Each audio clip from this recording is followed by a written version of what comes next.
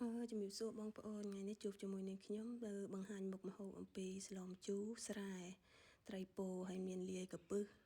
ដូចបង្ហាញក្នុងរូបភាពអញ្ចឹងណាបងប្អូនហើយស្លម្ជូរ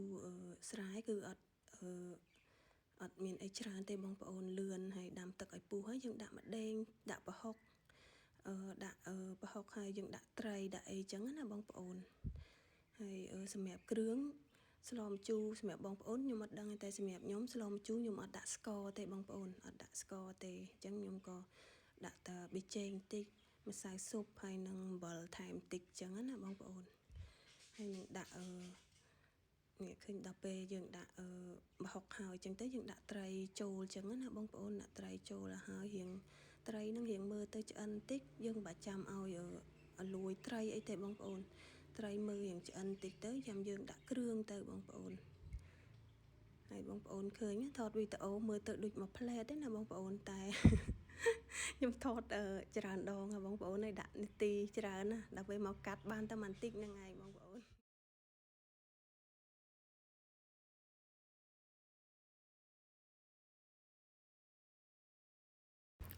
ហើយដូច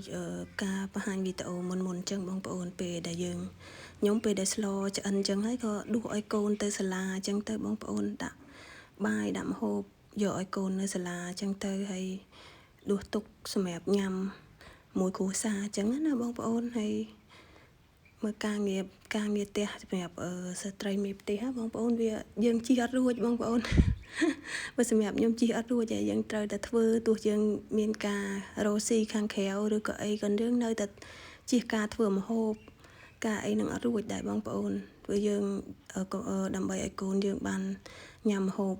យើងធ្វើខ្លួនឯងអញ្ចឹងវាអនាម័យល្អអញ្ចឹងណាបងប្អូនអញ្ចឹងក៏ឆ្លៀតទោះរវល់ប៉ុណ្ណាក៏នៅតែឆ្លៀតធ្វើម្ហូបឲ្យកូនអញ្ចឹងដែរបងប្អូន